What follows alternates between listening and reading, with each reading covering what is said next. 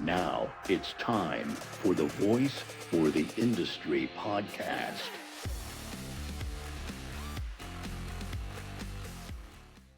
Well, Chris, I'm really fired up. That episode was just really something. I mean, I've known Dominique for many, many years, but I haven't known him that well. So to sit there and just talk to him and his passion and his dedication to people and safety and the industry, it just radiates from him. He's got some amazing stories, great insights. He put things into perspective that after 32 years in the industry, I had never really heard or been exposed to. So it's really great. Yeah, I never thought about the food safety side of pest control. So it was interesting to hear it. And he is very passionate. It's a great conversation. Yes, everybody, you got to watch this one. You're going to love it. The accent helps. It's fascinating, kind of like a movie star. Enjoy it. Well, hello, everybody. Welcome to today's very exciting episode. I'm very pleased to have Dominique Sauvage, a man I've known for a long time and respected for a very long time, as our guest today. How you doing, Dominique? I'm doing very well, thank you. Thank you for allowing me to be here with you today. Oh, no, thank you for being here. We do the easy part. It's the guests that have to do all the work. So I'm going to start off by reading your bio, and then we'll get into some fun topics. So you are an ACE, which I know what that is because I'm 100 years ago was one. And you are a PCQI. You are the president and owner of Sequoia Quality Solutions. And we're going to talk about that. So Dominique has over 42 years of global experience in pest control and food safety. He's dedicated his life to protecting people, brands, and supply chains across 17 countries and counting. There are more countries out there. Dominique's journey has taken him deep into the heart of the food and pharmaceutical industries, from manufacturing floors to executive boardrooms, where he's conducted more than 3,200 audits and trained over 8,000 professionals on everything from HACCP fundamentals to advanced food defense strategies. Dominique is a level 2 food defense coordinator, a PCQI, preventative controls qualified individual, and a lead HACCP auditor. He's written and presented 12 international conference papers and authored 16 articles for 6 national publications, each one rooted in world experience and a passion for raising industry standards. Dominique owned and operated a training and audit firm in Southern Africa before founding Sequoia Quality Solutions in Colorado, where he continues to consult, train, and advocate for excellence in pest management and food safety compliance. Outside of work, he is a fly fishing fanatic, married to his soulmate of 33 years, and the proud father of an incredible daughter who's also his best buddy. He shares his home with a very opinionated cat. So I have 4 cats, and I think saying an opinionated cat's pretty much just saying a cat. They're all opinionated, Yep. right? Truly. And a closet full of unapologetically colorful shirts because life's too short for beige. And I agree with that. All right. Well, welcome, sir. It's great to have you. Thank you. And this morning, it was a real dilemma to choose which shirt to wear. So, yeah. So you're wearing a business shirt today? Yes, I'm wearing a business shirt. Well, That's me correct. too. But mine's a little more casual. But yeah. Well, I also am a aficionado of colorful, bright shirts. I have my parrot Hawaiian shirts. I have a shirt with bees all over it. So I appreciate that. I like bright shirts as well. I think it's a sign of intelligence. But anyway, all right. But you're so qualified. I think I need to get a different host in here. You have all these qualifications. You've done all these things. So I'm going to try to hang in there with you. All right. So let's start off with you. Tell us about your journey from South Africa to the American dream in the pest industry, kind of how you got here, and anything you think we would love to hear. Sure. Well, thank you. So it started out almost 18 years ago where I was asked if I was interested to work in America. I had been coming to America for a number of years, going to Pest World and Purdue, and had grown to have a lot of good friends in the industry. And I was offered a job in California to support a large family-owned company in the pest control industry, more in the residential than the commercial business. And I spent almost 6 years with them, helping them grow the commercial business, and really learned a lot from them. And I think they learned a lot from me. Then I had an opportunity to move to Wisconsin, which was really interesting. I was born in the Caribbean, lived in South Africa, and saw snow every now and again when I went to Peru. I was asked many, many years ago to come and work for this company in Wisconsin, and I said it'll never happen because the polar bears roam Right. in Yeah. Wisconsin, Florida and guy I here. Yeah. actually loved Wisconsin. To me, it is actually my favorite place in this country, and we've lived in 5 states. And then we were purchased by the big green giant. And then I got an opportunity to manage the quality and technical for them for a number of years, as well as then given the global role of managing part of Europe, as well as the Chinese and the Japanese markets for support for technical. And then they were purchased, of course, by the UK giant. And after that, I left and went to work for a company in Pennsylvania. Spent 2 years there and decided that I really wanted to get back into working with people, working with the pest control industry. It has been an amazing industry in the US. They have supported me to no end. I am still in the US as a US citizen because of the pest control industry. And I'm extremely thankful for that. And I love this industry. I had no plans to be in it. I took one look at it and said, I don't want to do that. And 42 years later, I'm still doing it and I still love it. So it's been an interesting journey. I've met tons of people who I absolutely love and who have been fantastic friends and mentors. And I'm very proud of what our industry have done and where I've gone and what I've been able to achieve. And it's been fantastic. So how often do you go? Do you go back home? Go back to South Africa every once in a while and visit? I have never been back. Oh, interesting. I don't know if I'll go back. I was considering to go back this last June, and it was a 50-50 chance that I was going to go. And when we started the business in April, I decided it's probably not the best thing to do is to start a business and then get on a plane and bugger off to the other side of the world for 3 weeks because it's a 48-hour journey going and a 48-hour journey coming back. Wow. And then with the time difference, I mean, you're just broken for days. So I decided it was not a good plan. So no, I have not been back. That makes sense. Yeah, I mean, like you said, you don't go if you're going to go there. You're not going to go for a couple day visit. I mean, you got to go there and spend some time. It takes so long to get back. Well, that's awesome. And it's funny. A lot of people kind of say the same thing. I didn't really think I was going to. I just needed a job. I got in the pest industry, and here I am a lifetime later. It's funny. That's pretty consistent. So you are big into food safety. That's kind of what you do. But tell us about Sequoia Quality Solutions. What do you do? What's the goal? How are you helping people? Sure. So feel free to plug. This is all about you. Plug, say whatever you want. It's all open. Yeah. Sure. Thank you. So when you think of what I've done over the years and in some of my roles, I've had the responsibility of working and helping small privately owned businesses. At one point, I was working with 92 of them in one of my positions. And I was responsible to help them to get their quality and their technical up to date, help them to grow and understand where their issues were in their quality and how to fix it so that they could then gain additional markets or gain more clients and that kind of thing. And in all my roles, I've been in a role of solving problems, helping customer retention, helping employee retention. And I decided with my wife that it's something that I enjoy. I love talking to people. I'm like my cat, extremely opinionated. But a lot of it is on pure physical having done it. All right. I don't have a degree. Everything I've done is about hard work, finding out for myself, had my ass kicked a number of times by mice, by cockroaches, by whatever, and learned from it. And I feel that when you look at some of these owners, they start a business, they've been a technician, they've been a branch manager, and they grow the business to a point where it's now scaled. And it's really hard for them to be able to get everything done because the business is growing fast. They're bringing people on. They don't have enough time to onboard people. They don't have enough time to focus on sales or to look at their callbacks and look at their cancels and that kind of thing.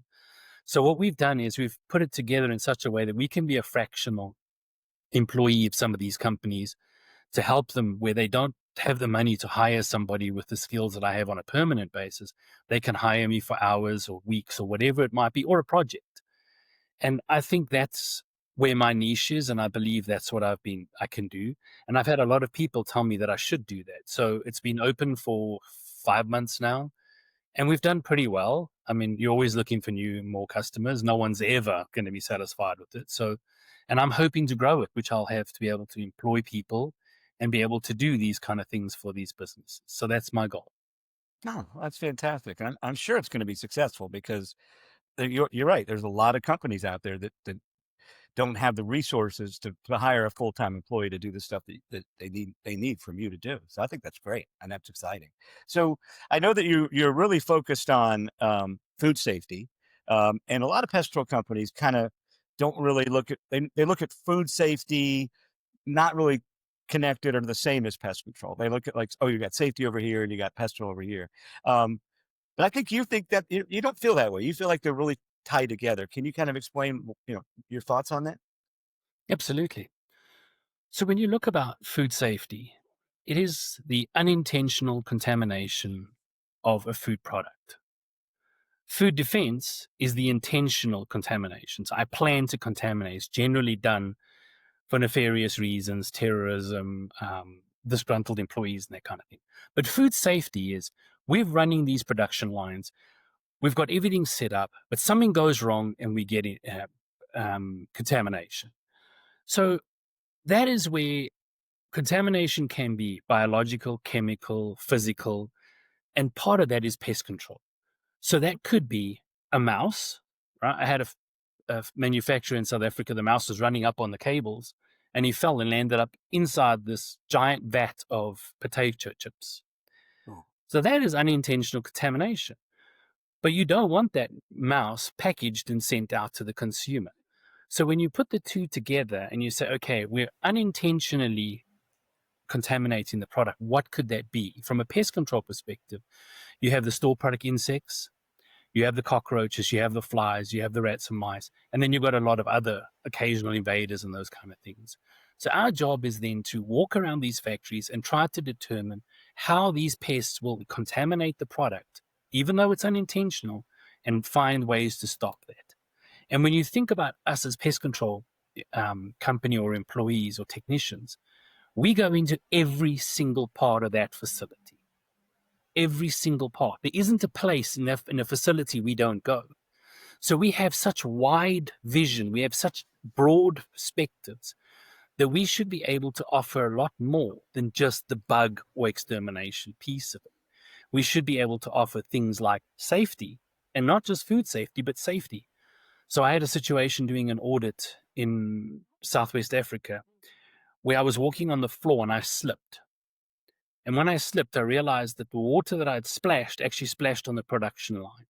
So I went and asked a couple of questions. Firstly, I solved a slip and fall problem, and I'd actually solved a contamination of bacterial water that was actually causing their shelf life to fail. So those simple things like that help customers and companies grow. People in factories get blind to these things. They step over this cable every day. You come along, you're new to it, you trip over it, you can answer the question. And I think that's what we've got to look at is we need to be an asset to these food companies or our clients. In fact, it doesn't matter whether it's a food company, any of our clients. And how do we become that asset? Because if we are a true asset, they won't change us for somebody else. So when you take these things together and you train your team to understand that pest control, food safety, food defense, safety, common sense, common sense we know is not that common, but it's something that we can certainly put together and bring a value to the client. Yeah, and you're absolutely right. You get this tunnel vision, right? And you're in a facility, and it's funny the way you describe it. I can just see a technician stepping over the same cable or walking around the same hole, and never bothering to point anything out, not even putting it like on a note on the ticket, right? So that makes a lot of sense. Now you mentioned audits, and audits are a big part of pest control, especially on the commercial, industrial, food chain part of the world, right? So audits are very comprehensive, and they generally include more than just pest control. And I think kind of ties to what you just said. But what are some of the common blind spots that you see during audits that companies either don't see or underestimate, or, what are some of the things that they maybe don't pay enough attention to? So from a pest control perspective, I think what we tend to do is become very routine. We go every Wednesday from 8 to 10 to do this facility, whatever it is. And when you think about it, the pests do not have a routine. Okay. We were taught, and you were taught the same thing I was, the rats are nocturnal, mice are nocturnal. They don't generally move during the day. Mouse moves no more than 4 meters from their nest, right? They don't read our freaking textbooks, right? For some reason, they don't read those damn textbooks They because don't have a watch. They don't know what time it is either. No, Yeah. I had a Norway rat in a bottling facility that gave me hell. We could not catch this guy. So we put up cameras, deer trap cameras, and we found that this guy was moving at 11:05 a.m. Okay, that's not nocturnal, right? I don't care which time zone you're in, that's not nocturnal. But what we eventually found out was that facility had a staff meeting at 11 to 11:15 every day. So all the forklift trucks stopped. The entire operation stopped for that 15 minutes. And that gave him a chance to go and get his snacks. And we were not understanding that. So when you become routine, you continue doing these things the same time, same day. But if you happen to go in the afternoon on a Tuesday instead of a Wednesday, they get deliveries. Or you go on a Friday afternoon, or you go in the evening, or you go at 5 in the morning, or whatever it is.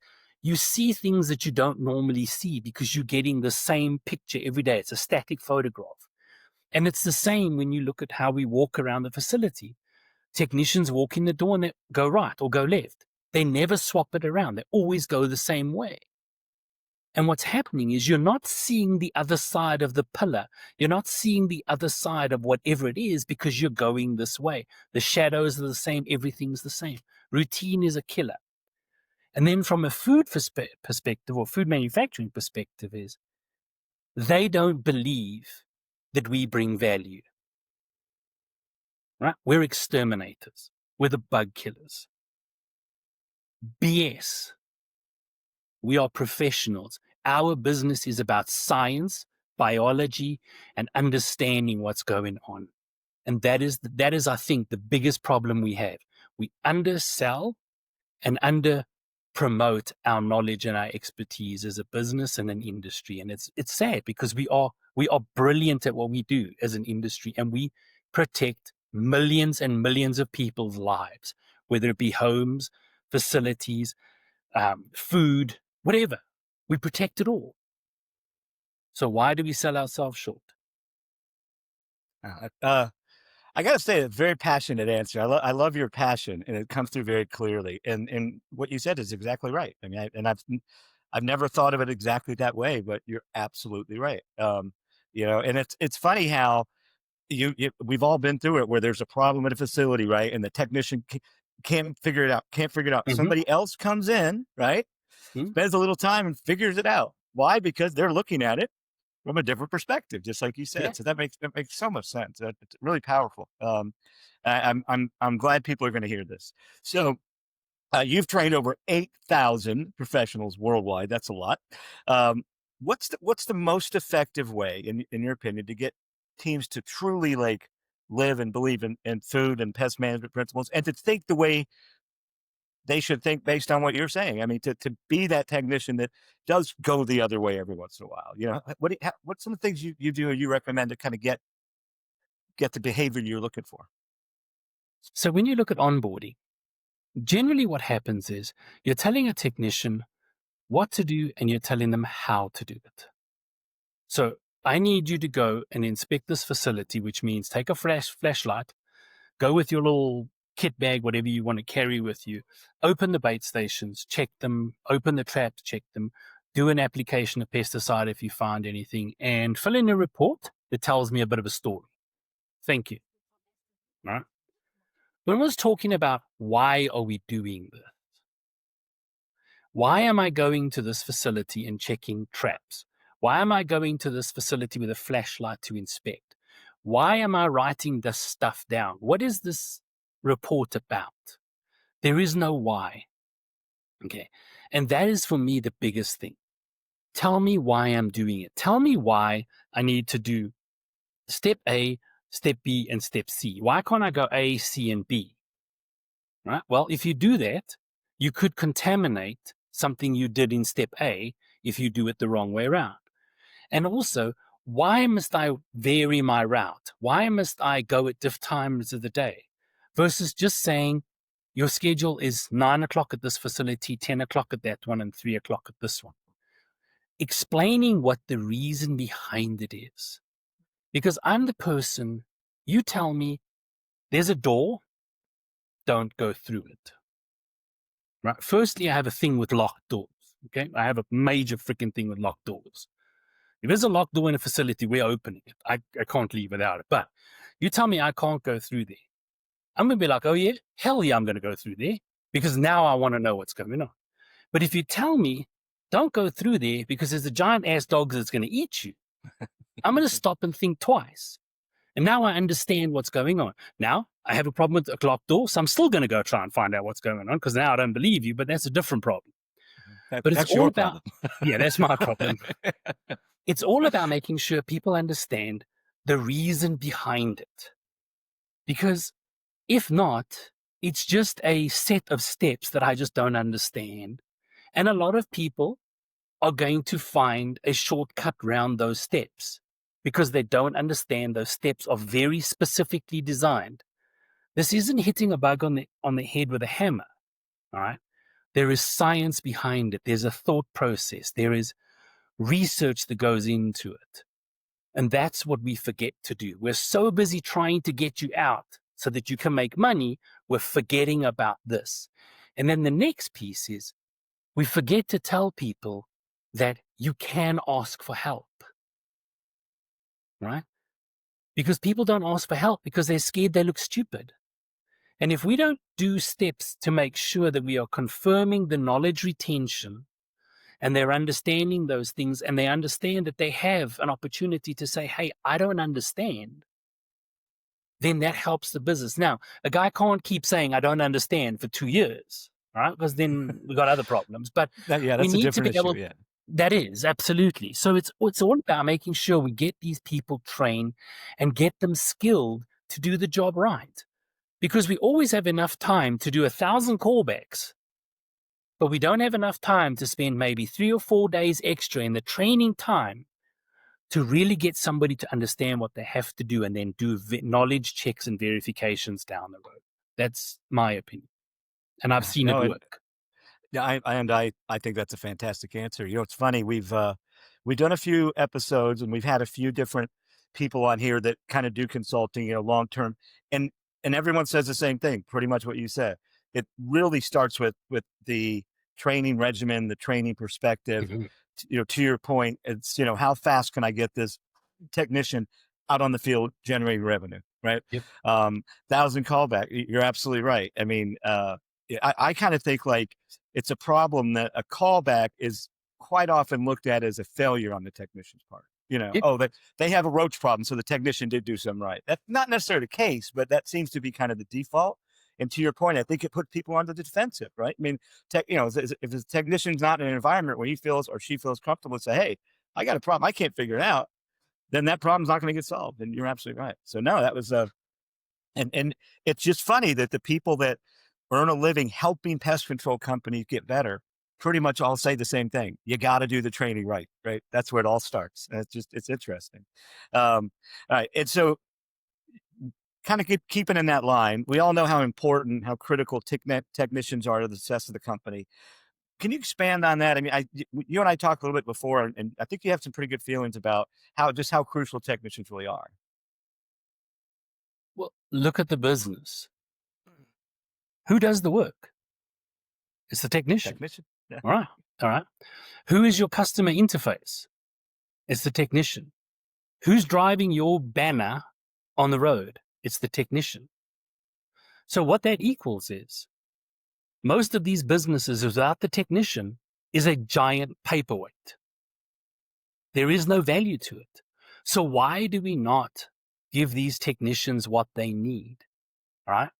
If we're paying technicians a very low salary and we're expecting them to apply pesticide in people's homes, in hospitals, in nursing homes, in food manufacturing, this is not an unskilled job, right?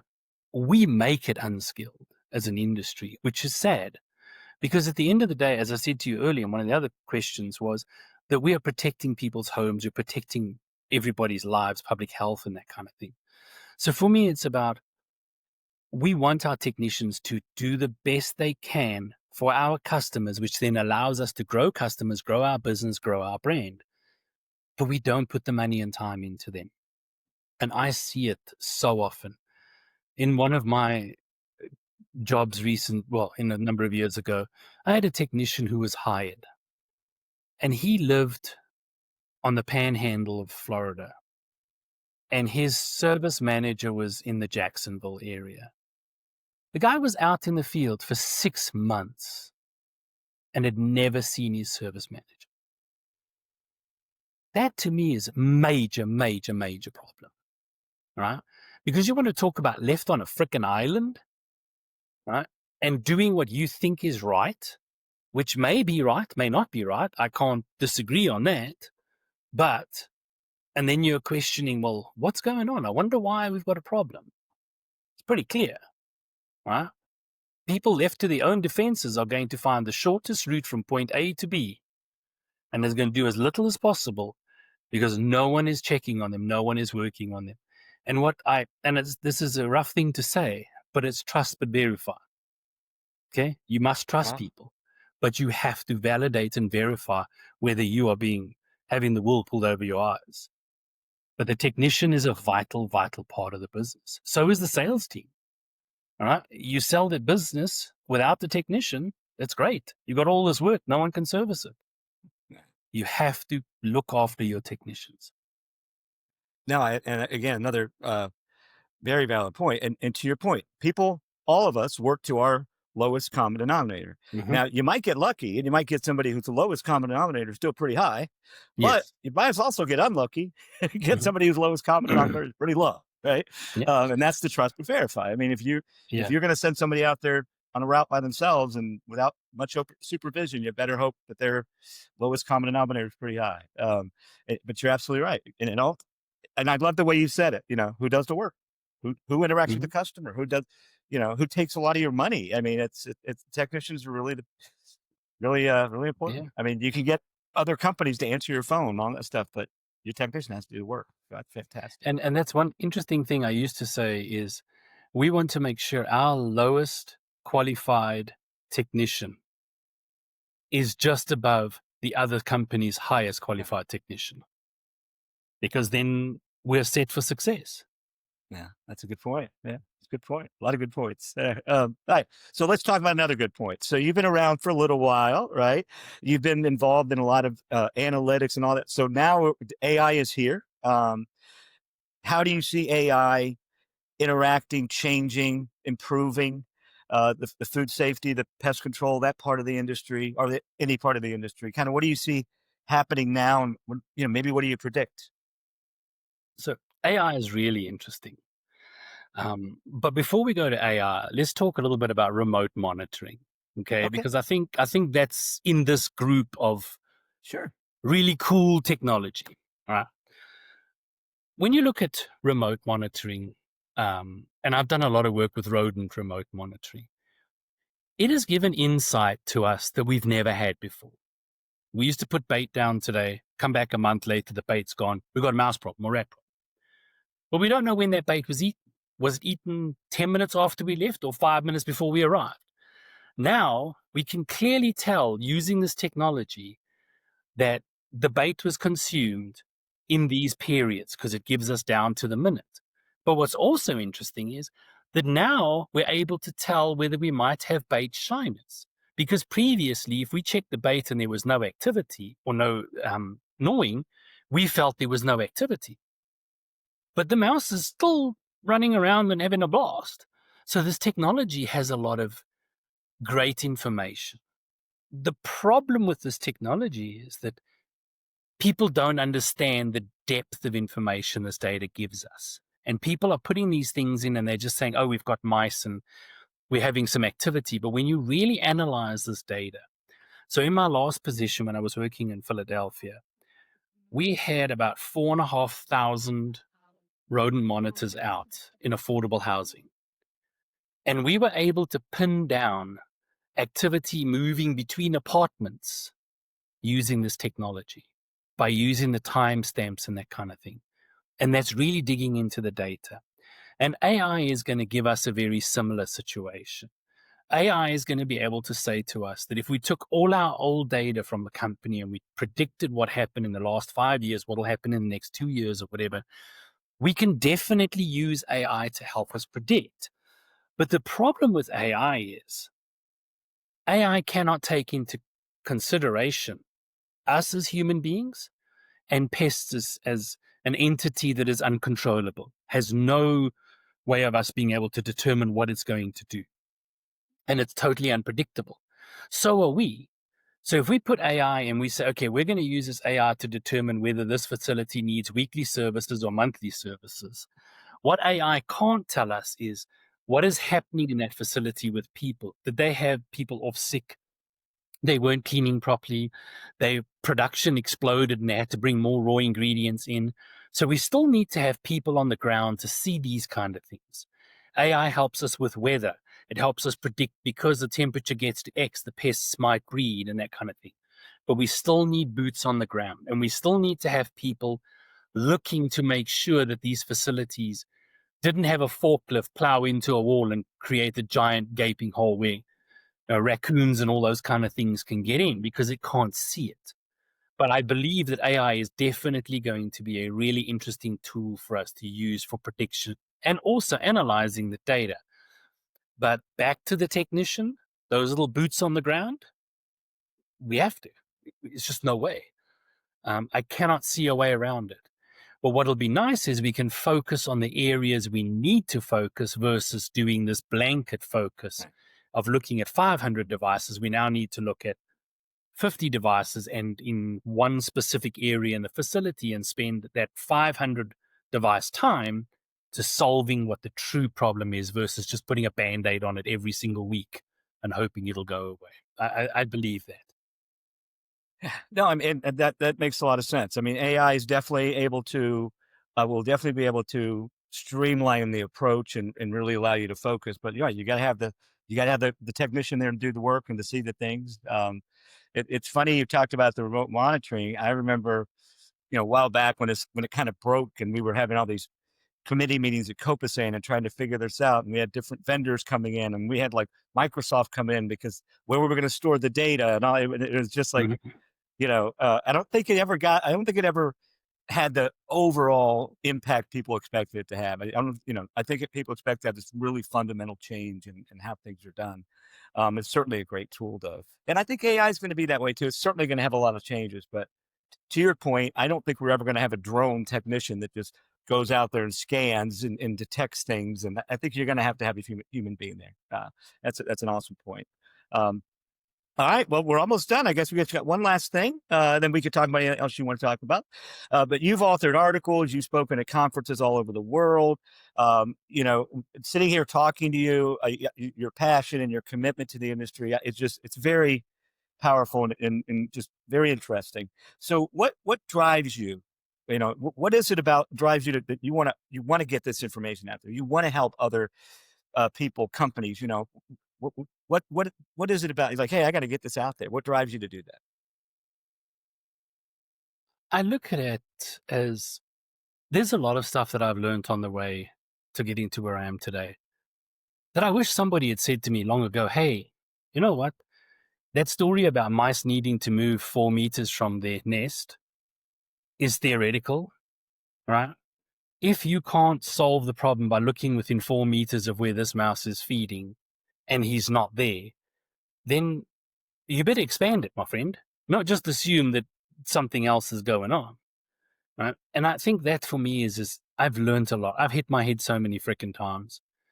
and had pests give me an absolute run for my money.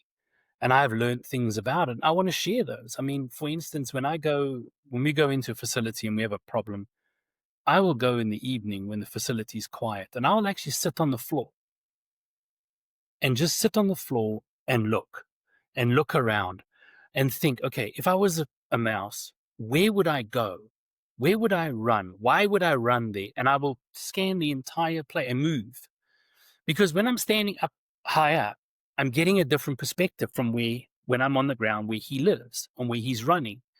And it's important to understand why these kind of things are so useful and help people use these little tools, little tricks. Jeff McGovern, great guy. Strange character, great guy. I was at a Purdue conference in 2000, and he did a talk, and there was a lady in the room. And he came into the room and he stood on the one side and he was talking. He was just talking about pest control. Then he went to the other side talking. Then he climbed up on the ladder and then went onto the ground. And we're sitting in these chairs and he's sitting down. So everybody's trying to see what the heck he's doing. He's talking. And then he gets up and at the end of the presentation, he says, so what did you learn?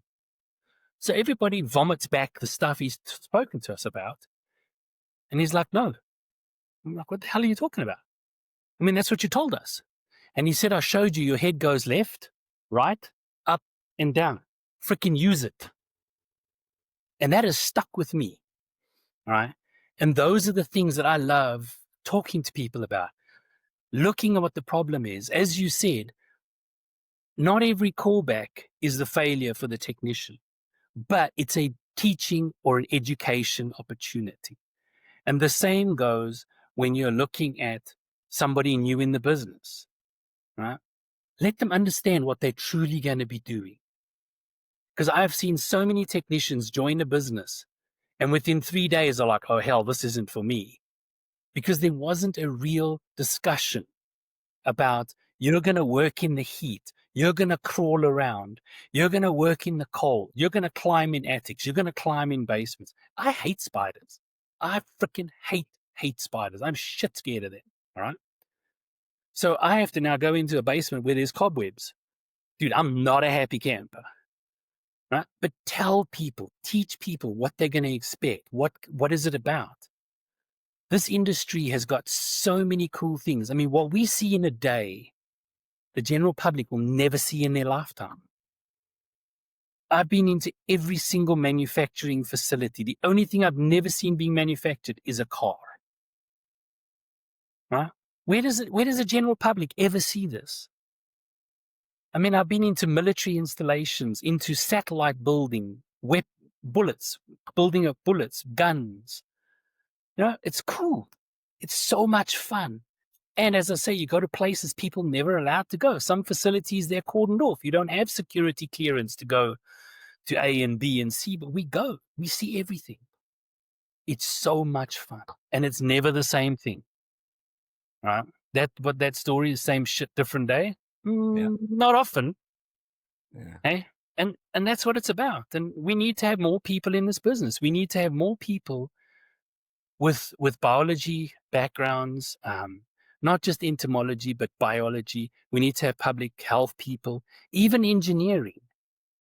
All right? Because when we get into these huge construction buildings, these fancy buildings, we need to understand how all this construction works, where all these pipe chases go. That's the kind of thing that I think we don't do it. I don't know. I just struggle with it. No, but yeah, that's a great answer. And again, I just have to agree with everything you said. I mean, it's really, you get to be a detective, you get to solve problems. Yep. But again, I've said this so many times, the pest control industry is really based on people helping people. That's what it's really all about. Mm-hmm. And I'm so happy there's people like you that have the experience and done the different things that are willing to get out there and share and spread that knowledge for future people. So the next generation has that knowledge, and can think of things and think about going a different way through the facilities. That's fantastic. Well, Dominique, this has been great. I mean, is there any other parting thoughts you want to share with the world before we jump in and do a couple crazy little questions at the end? Sure, I think I do have another comment for you. You actually triggered something there when you say that we're helping people and for the next generation. All right. So when you look at where we are, and I say we, you and me, and there's a group of us of our sort of age group, we're the next guard for this industry. Okay. Because the old guard is leaving the industry, retiring, and unfortunately passing away in certain cases. And it's us left. So the question I have for all of us is, what are you doing to impart the stuff that you learned through your 20, 30, 40 years in this business to the next generation? Because this business or industry has to continue. It cannot die out. All right. And this is what I enjoy about these kind of podcasts and the meetings that I get to go to is we're the next guard. So what are we going to do to make sure that all these cool little tricks, the funny things, the fun things, the weird ass things that we've bumped into and solved, how do we get people to know what that is? I mean, when I came to America, one of my colleagues in California said to me, hey, you're going to go and take your California test. Red-legged ham beetle. And I looked at this guy and he was a prankster. And I was like, yeah, whatever, you jackass. All right. I went and took my test. You know, on that damn test, there were 3 questions for the red-legged ham beetle. Okay. I'd never heard of it. I'd never seen it. That's 17 years ago. I never saw a red-legged ham beetle until one day, Dr. Bennett Jordan, all right, took me out into the field to a pet supply company and showed me a red-legged ham beetle. I had never seen it. Now, if I'd gone through my entire career and never seen it, that's great. But I came into contact with it without knowing what it was. And if somebody hadn't told me, I would have struggled to work it out. Those little things, forward flies. How many people have struggled with forward flies? And they don't know what they are. But we've all experienced something. So for me, it's like we as the next guard have to do something. I don't know what it is, but I believe we have to do something. Well, you know, we're trying. We're getting the word out. We're, you know, Yep. and so I think together we're gonna keep moving forward. That was fantastic. Well, again, thank you so much. All right, we're gonna bring Carissa back, and we've got a couple of little funny, goofy questions we like to do. I'm gonna start off. I'll ask a question. So, if you could only listen to one song the rest of your life, what song would it be? And why? Why did you choose that song? Dominique, would you like to go first as the guest? Sure. So Okay. the song that really resonates with me is Dido's Life is for Rent. And I'm very much a believer that we're on this planet for a specific time frame, whatever it is. And we're renting this space. And what do we do with this space? At the end of our life, we have rented it. And what did we do? How did we impact people? How many lives did we alter, for the good or for bad? And what did we do to leave the place better than when we arrived? And that's my thought. Well, now my answer is going to sound stupid compared to that. Thinking the same thing. You know what I'm going to say? Well, I like to do karaoke, so my favorite song is one I sing the best. That's not quite as important. But my answer is, I just have to go with an artist. It's hard for me to pick a song, but Tom Petty. Like almost anything he sang, he created, he wrote. I'm just a big fan of everything he did. So I would have to pick him. If I had to pick one song, probably Free Falling. Mm-hmm. It's a good song. Carissa, you better come up with a good answer. You need to solve some world problems here. Great answer. That was too good to stop. I was trying. This is a hard one. I'm probably gonna have to go with like a Kelly Clarkson song, something simple, like stronger, just something. Since you've been gone, no, she can really sing. Okay, here's another question. Let's see. We already did that. Would you rather be able to only walk backwards? You have to walk backwards everywhere you go, or you have to hop everywhere you go? Would you walk backwards or would you hop? What's your choice? Wow. Mm. I would probably hop because I still want to see where I'm going. That's just what I was thinking. Like if you're walking backward, well, unless you have some kind of mirror rig, maybe AI, you can get some kind of heads up display. But yeah, walking backwards sounds dangerous. I think I'm going to go with the hop. I agree. Hop. Yeah. We're going to do 3 today because that one was really short. Let's see. Okay, here's one. Would you rather glow in the dark like a firefly or smell like fresh baked cookies all the time? You can glow in the dark or smell like cookies. Which one and why? I would have to say I'd rather glow in the dark because smelling like fresh cookies, I don't really want somebody sniffing me or licking me. So I'd go with the fly. Thank you. Or biting you. I mean, I can see a situation where somebody might decide to take a chunk out of you. What do you think, Melissa? I was going to say smell like cookies because then you never have to worry about your smell and you just always smell nice. Yeah, you don't have to, no deodorant, no cologne, no perfume, and everywhere you go, unless somebody doesn't like cookies, which most people do. So, that's a tough one. I might say cookies only because maybe I don't want everybody to be able to see me in that. If I can control it, that's one thing. But if I'm just glowing all the time, I might not want to be everybody seeing me wherever I go at night. So I don't know. All right. Well, those were good.